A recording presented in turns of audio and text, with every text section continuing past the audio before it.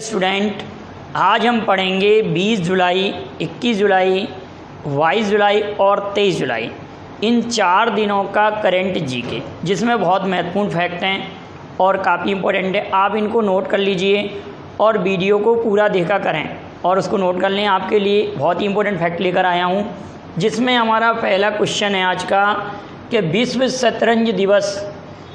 शतरंज दिवस कब मनाया जाता है। तो आप कहेंगे 20 जुलाई को मनाया जाता है। कब मनाया जाता है? 20 जुलाई को। मनाने के पीछे रीज़न ये है कि 20 जुलाई 1924 को 1924 को इंटरनेशनल चेस फेडरेशन की स्थापना हुई थी। और आप सभी लोग जानते हैं शतरंज में ग्रैंड मास्टर का जो खिताब दिया जाता है, तो भारत के पहले ग्रैंड मास्टर विश्वनाथन आनंद थे। और आप ये भी जानते हैं कि राजीव गांधी खेल रत्न पुरस्कार विजेता पहले व्यक्ति भी विश्वनाथन आनंद थे। ये बात भी आप लोगों को क्लियर होगी। लेकिन ये ध्यान रखना कि अभी भारत के 66वें ग्रैंड मास्टर जी आकाश बने हैं, जो कि तमिलनाडु राज्य से रिलेटेड हैं। अगला इम्पोर्टेंट पॉइंट है कि हल्दी अनुसंधान संस्था, राष्ट्रीय हल्दी अनुसंधान संस्था, तो आप ये कहेंगे भारत के किस राज्य में स्थापित किया जा रहा है? तो ये भी तमिलनाडु राज्य में स्थापित किया जा रहा है। और एक बात और याद रखेंगे कि विश्वनाथन आनंद का संबंध भी तमिलनाडु से था और उनको मद्रास एक्सप्रेस भी कहा जाता है विश्वनाथन आनंद को। और तमिलनाडु राज्य में हल्दी अनुसंधान संस्था है। एक और इम्पोर्टेंट बात है कि अभी मछली उत्पादन में भारत का नंबर 1 जो राज्य था, नंबर 1 पर, वो हमारा राज्य तमिलनाडु था। ठीक है। पूर्वोत्तर राज्यों को किस वर्ष तक रेल नेटवर्क द्वारा जोड़ दिया जाएगा और सभी राजधानियों को जोड़ दिया जाएगा? तो ये रेलवे ने लक्ष्य रखा है 2023 तक। अब आप एक बात बताएंगे कि रेलवे ने पूर्णतः इलेक्ट्रिक ट्रेनें चलाने का लक्ष्य किस वर्ष तक रखा है? और भारत के पहले रेल मंत्री कौन थे? वर्तमान में तो आप सभी लोग जानते हैं पीयूष गोयल हैं और बीके यादव रेलवे बोर्ड के चेयरमैन हैं। इतनी बात याद रखेंगे। और रेलवे के पर एक मैंने सेपरेट वीडियो भी बनाया है, जिसमें रेलवे जोन के हेडक्वार्टर पढ़ाए हैं, तो आप उस वीडियो को भी आप देख लीजिए। तो 2023 तक का ये लक्ष्य रखा है।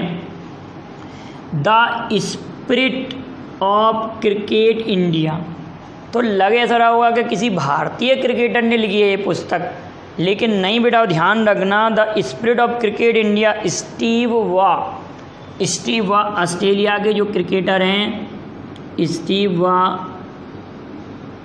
जो ऑस्ट्रेलिया के क्रिकेटर हैं। और आप सभी लोग जानते हैं कि ऑस्ट्रेलिया की लगभग 60% जनसंख्या विभिन्न खेल कूदों में लगी हुई है, इसलिए विश्व की खेल राजधानी हम ऑस्ट्रेलिया देश को भी कहते हैं। और ऑस्ट्रेलिया को प्यासी भूमि की धरती भी कहते हैं। एक आप लोगों ने सुना होगा भी जीलैंडिया का नाम आपने सुना होगा, एक बार मैंने पूछा भी था। तो आप बताइए कि जीलैंडिया क्या है? जीलैंडिया भी हाल में ही चर्चा में था, तो क्या है? ठीक है, क्लियर है। स्टीव वा ने क्या लिखा है? The spirit of cricket India. क्या लिखा है? The spirit of cricket India पुस्तक के लेखक कौन है? तो स्टीव वा। आप सचिन तेंदुलकर की आत्मकथा का नाम भी लिखेंगे और सौरभ गांगुली द्वारा लिखी गई पुस्तक का भी नाम लिख के मुझे कमेंट करेंगे। अगला क्वेश्चन है, रामनाथ कोविंद जो भारत के वर्तमान में राष्ट्रपति हैं, अब आप बताइए इनका जन्म दिवस कब पड़ता है, माने कब इनका जन्म हुआ था रामनाथ कोविंद का? और ये भारत के कौन से नंबर के राष्ट्रपति हैं? लेकिन वर्तमान में इनके निजी सचिव पी प्रवीण सिद्धार्थ को चुना गया है। पी प्रवीण सिद्धार्थ को चुना गया है। 34वीं बार ला लीगा जो कि स्पेन का फुटबॉल क्लब है, ला लीगा, तो ये किसने 34वीं बार ला लीगा खिताब किसने जीता है? तो रियल मैड्रिड ने जीता है। ये भी स्पेन से रिलेटेड है। अगला, मुफ्त इंटरनेट मतलब फ्री इंटरनेट सेवा को प्रतिबंधित करने वाला देश आप सभी लोग जानते हैं बांग्लादेश है। बांग्लादेश है, फ्री इंटरनेट को बंद कर दिया इन्होंने, इंटरनेट सेवाओं को। इन्होंने ये सोचा था इस देश ने कि यहाँ पर इनका दुरुपयोग होता है, ठीक है, फ्री इंटरनेट जो दिया जाता है जनता को उसका वो दुरुपयोग करते हैं। आप सभी लोग जानते हैं ढाका राजधानी है आवामी लीग की शेख हसीना, आप बताएंगे किस पद पर हैं, और राष्ट्रपति प्रधानमंत्री कौन है, बांग्लादेश के। मुद्रा टका और भारत की सबसे लंबी सीमा रेखा बांग्लादेश से ही मिलती है, और बांग्लादेश सुंदरबन डेल्टा पर बसा हुआ है, ठीक है। इतनी बातें आप याद रखेंगे, और भी कई बातें बांग्लादेश पर मैंने पढ़ाई थी आप लोगों को, तो आप सभी लोग याद रखेंगे कि मुफ्त इंटरनेट सेवाओं पर प्रतिबंध लगा दिया है। जैसे कि अभी हाल में ही पबजी पर प्रतिबंध किसने लगाया है, पबजी पर पाकिस्तान ने, पबजी पर प्रतिबंध पाकिस्तान ने लगा दिया है, और फ्री इंटरनेट सेवाएं बंद कर दी हैं बांग्लादेश ने, ठीक है। पाकिस्तान के बारे में एक और इम्पोर्टेंट बात है कि पाकिस्तान की जो संसद है वो पूर्णतः सौर संचालित संसद है। पाकिस्तान की राष्ट्रीय नदी सिंधु है, सिंधु जल समझौता 1960 में हुआ था। तो ये सब पाकिस्तान पर बहुत सारी बातें हम पढ़ चुके हैं, ये सब बातें बार बार बोलते रहते हैं तो वीडियो काफ़ी लंबा हो जाता है, तो मेन बातों की चर्चा करते हैं। पहला अरब देश जिसने मंगल के लिए मिशन भेजेगा, पहला अरब देश जो मंगल के लिए मिशन भेजेगा वह कौन सा देश है, UAE, यूनाइटेड अरब अमीरात, यूनाइटेड अरब अमीरात, जिसकी राजधानी आबू धाबी। इसके जो मंगल मिशन का नाम है अल अमन, अल अमन नाम क्या है बेटा, अल अमन, जिसको हम होप भी कहते हैं, होप। और आप एक बात और याद रखेंगे, ये होप, लेकिन होप पोर्टल किसने लॉन्च किया था, उत्तराखंड ने। तो ये कौन सा देश, UAE, यूनाइटेड अरब अमीरात, आबू धाबी यहाँ की राजधानी है, आबू धाबी। तो आप याद रखेंगे आबू धाबी कैपिटल है, और ये क्या भेजेगा, Mangal mission Al Aman. The end game, the end game ये क्या होता है, आतंकवादी घटनाओं पर क्रिमिनल से रिलेटेड उपन्यास लिखते हैं, इनका नाम क्या, Hussain Zaidi. The end game, the end game नामक उपन्यास इन्होंने लिखा है हुसैन जैदी ने।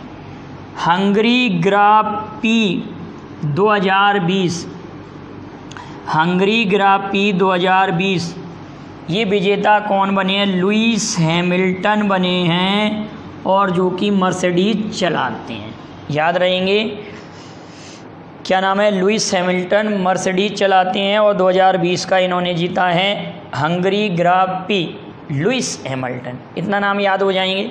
अगली बात लिखी है सबमरीन, सबमरीन केबल मतलब समुद्र के अंदर जो केबल के माध्यम से भूकंप की हलचल का कुछ समय पहले, कुछ मिनट पहले जानकारी देने की घोषणा किसने की है कि भूकंप से जन हानि जो होती है, अगर 5-7 मिनट पहले जो घोषणा अगर हो जाएगी तो उससे क्या होगा बेटाओ कि वहाँ पर जन हानि कम होगी।